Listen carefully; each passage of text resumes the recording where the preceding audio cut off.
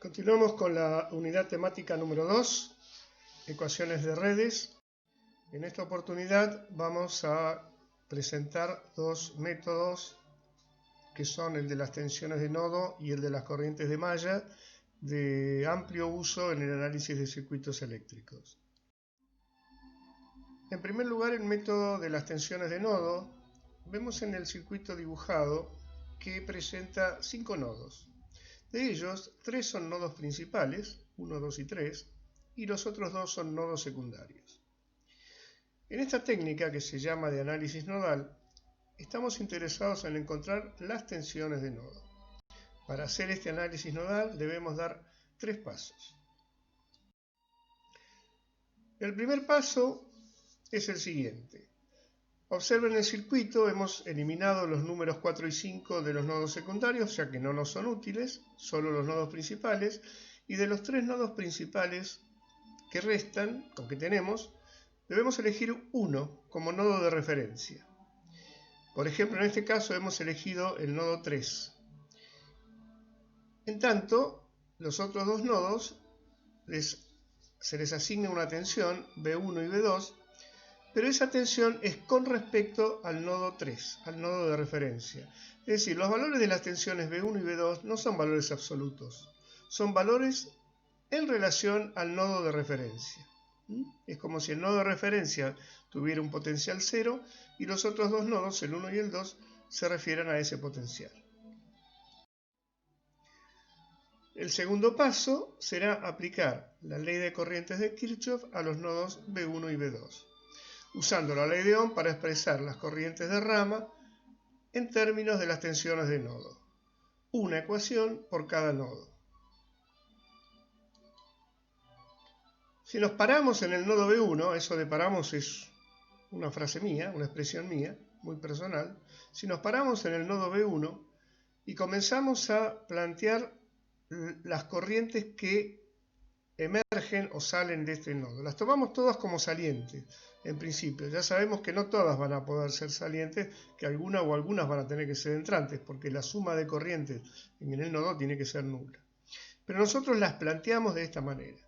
Entonces, por la izquierda, recorriendo el camino que pasa por R1 y la fuente de tensión A, escribimos B1 menos BA sobre R1. Y ahí estamos planteando la corriente de esa rama. Luego, B1 sobre R2, que es la corriente sobre la resistencia que pasa por la resistencia 2, y B1 menos B2 sobre R3, que es la corriente que pasa por la resistencia 3. Primera ecuación para el nodo 1 ya está completa. Ahora vamos a la ecuación para el nodo 2. Procedemos de la misma manera. Nos paramos en el nodo 2 y vemos que si vamos por el camino de la derecha, a través de la resistencia R5 y de la fuente de tensión B sub B, siempre hay que tener en cuenta la polaridad de las fuentes, por supuesto, escribimos B2 menos B sub B sobre R5 y estamos planteando la corriente que sale o que entra, no sabemos en este momento todavía, al nodo B2 por ese camino. Otro camino que tenemos es a través de R4, B2 sobre R4. Y el tercero y último es entre B2 y B1, pero ahora estamos parados en B2. Por lo tanto, nos dice B2 menos B1 sobre R3. En ambos casos, por supuesto, como hacemos la sumatoria de todas las corrientes, es igual a 0. Fíjense que en la primera de las dos ecuaciones, el tercer término es B1 menos B2 sobre R3, mientras que en la segunda es B2 menos B1 sobre R3. Esto es así porque cuando definimos un nodo y las ecuaciones que de él vamos a obtener, tomamos como que de ese nodo salen las corrientes. El tercer paso consiste en resolver las ecuaciones resultantes para obtener los voltajes de los nodos desconocidos, es decir, ya es un paso de álgebra. Ya hemos planteado las ecuaciones a partir de nuestros conocimientos de los métodos o del método de nodos en electrotecnia. Los determinantes que quedan también los podríamos haber planteado directamente. Esto es una cuestión de práctica y de gusto personal inclusive. Yo recomiendo siempre al principio plantear las ecuaciones y extraer de ahí los determinantes, pero luego, una vez que ya tienen cierta práctica, lo pueden hacer de manera directa. Si por ejemplo se fijan en la ubicación 1,1 del determinante de las conductancias, en ese lugar tenemos la suma de las conductancias relacionadas con el nodo B1. O sea, en la gran diagonal están las conductancias propias de cada nodo. Y en los otros puntos, en los otros lugares, están las que los relacionan. Por ejemplo, en este caso, -1 sobre R3. Una vez resueltas estos determinantes, obtienen B1 y B2 con respecto a B3.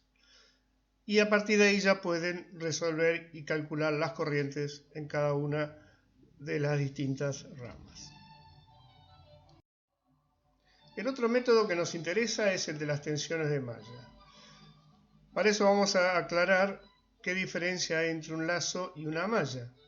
Un lazo en una red eléctrica es todo camino cerrado alrededor del cual puede circular una corriente. Mientras que una malla es un lazo que no contiene otros lazos en su interior. Es decir, que todas las mallas son lazos, pero no todos los lazos son mallas. Una aclaración que podría ser útil en algún momento es que las mallas son una cualidad de las redes que están dibujadas en forma plana, de manera que ninguna rama pase sobre otra sin conectarse con ella. Veamos, en este ejemplo tenemos indicadas las mallas y los lazos. Vemos que hay 3 lazos, los 2 en color rojo y el tercero en color verde. Sin embargo, hay solo 2 mallas, las de color rojo. Esto es así porque en el lazo de color verde hay mallas en su interior. Por lo tanto, es un lazo y no es una malla. Para saber cuántas ecuaciones vamos a necesitar para analizar un circuito con este método, tenemos que conocer cuántas mallas hay en el circuito. Porque cada malla nos va a dar una ecuación linealmente independiente de las otras.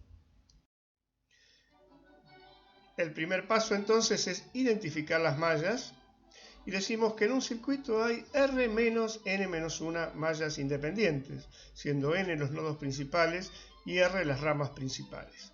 Entonces, hagamos la cuenta. ¿Cuántas mallas tenemos?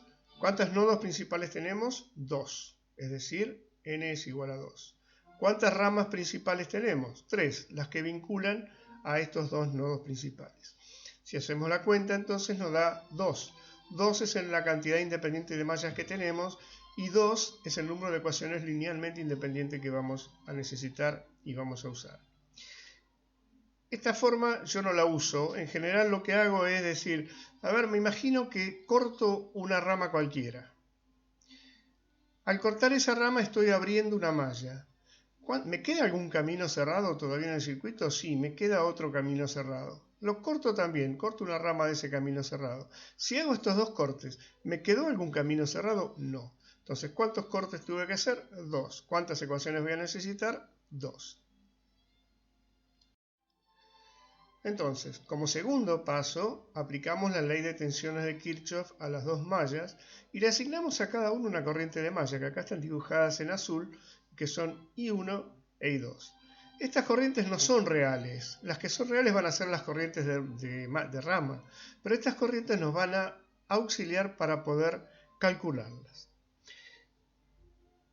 Al suponer que existe una corriente por cada malla, I1 y 2, esa va a ser nuestra incógnita.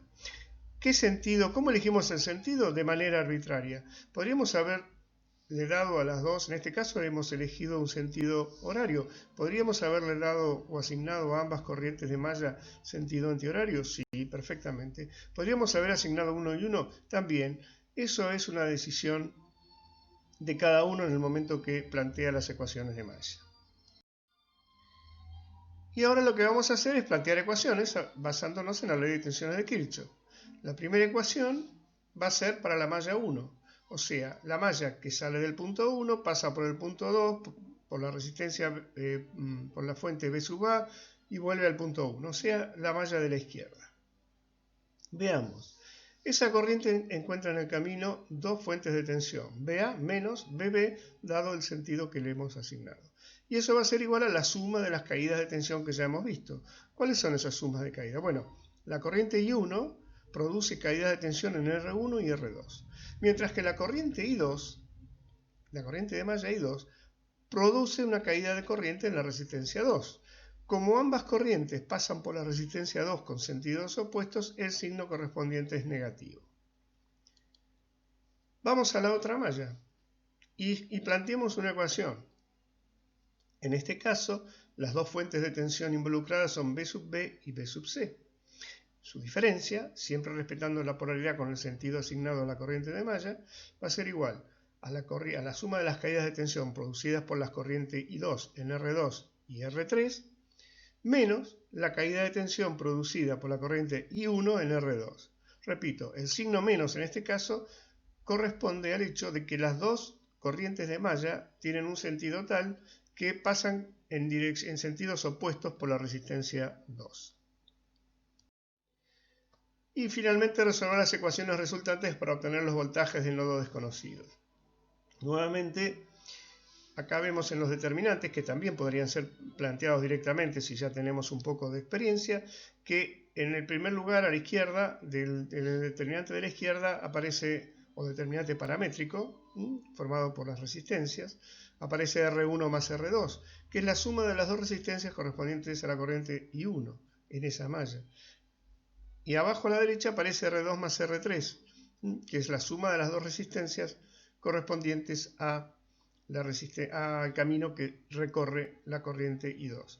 Mientras que en los lugares que corresponden a la interacción entre las dos corrientes de malla aparece la resistencia 2 con signo negativo. No porque la resistencia sea negativa, sino porque lo que estamos indicando es que las corrientes circulan en sentidos opuestos por ella. Una vez que hemos obtenido las corrientes de malla, vamos a poder calcular rápidamente las corrientes de rama. Por ejemplo, esta corriente en rojo que apareció ahora circularía por esa rama entre 2 y 1, pasando por la fuente de tensión B sub A, y su sentido, no solo su sentido, sino su valor, coincide con el de la corriente de malla I1.